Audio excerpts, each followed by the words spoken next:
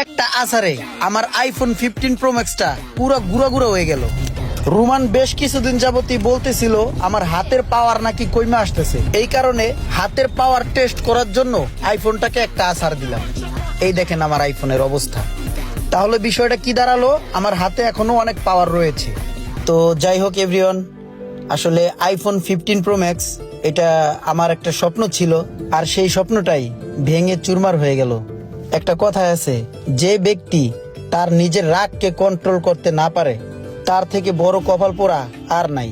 তার জলজান্ত প্রমাণ আমি নিজেই, নিজের হাতে রাগের মাথায় আমার আইফোন 15 প্রো ম্যাক্সটা ভেঙে ফেললাম।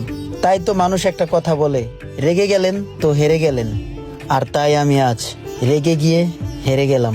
ইমরানের শখের মোবাইলের অবস্থা যখন এরকমটা হয় তখন মনের অবস্থাটা কি হতে পারে।